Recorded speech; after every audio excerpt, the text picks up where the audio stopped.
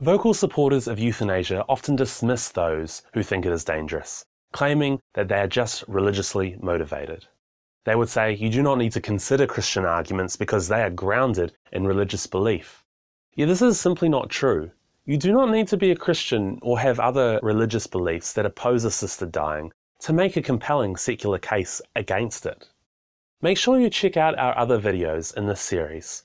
We have many arguments about the dangers and consequences of assisted suicide and euthanasia, none of which appeal to any sort of religious belief.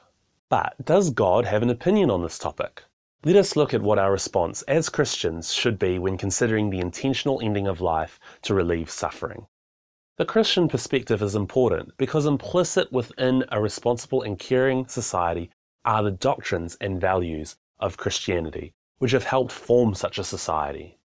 Caring for our most vulnerable has always been core to the true Christian expression within a community. The care of the sick, the poor, the disenfranchised is an important part of church history. In Genesis 9:6, we are warned against the killing of another human being, as humanity was created in the image of God.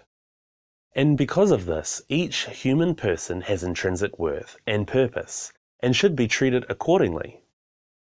How we do this for the sick and dying can be found in Jesus' story of the Good Samaritan, found in Luke 10:30-37. Jesus replied, "A man went from Jerusalem to Jericho. On the way, robbers stripped him, beat him, and left him for dead. By chance, a priest was traveling along the road. When he saw the man, he went around him and continued on his way. Then a Levite came to the place. When he saw the man, he too went around him and continued on his way. But a Samaritan, as he was traveling along, came across the man.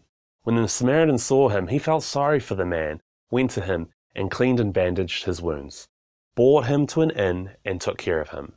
The Samaritan took out 2 silver coins and gave them to the innkeeper and said, 'Take care of him. If you spend any more than that, I'll pay you on my return trip.' Of these 3 men, who do you think was the neighbor to the man who was attacked by robbers?" The expert in the law said, "Well, the one who was kind enough to help him." Jesus told him, "Go and imitate this example." This story is challenging because, as Professor David Richmond states, the parable of the Good Samaritan condemns those who speak about compassion, but are not prepared to sacrifice the time and personal attention demanded for the care of the suffering people. It is one thing to promote euthanasia as compassionate response, but quite another to make the sacrifices involved in bringing love, comfort, and care to the dying. Romans 15:1 asks that we that are strong ought to bear the infirmities of the weak, and not just please ourselves. Selflessness is a core Christian value.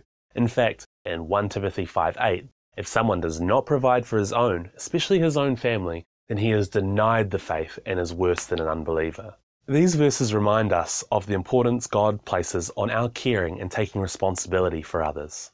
And nowhere in Scripture is the intentional killing or assisted suicide of someone, unwell or injured, seen as a positive part of a healthy society. This was in a time when dying, suffering, and illness was more rampant than it is today.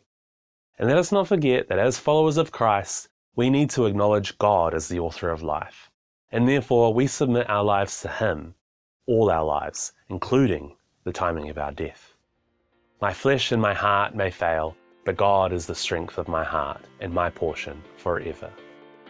If you enjoyed this video, please support us so that we can continue to make more like this. Go to support.thinkingmatters.org.nz. Ngā mihi nui.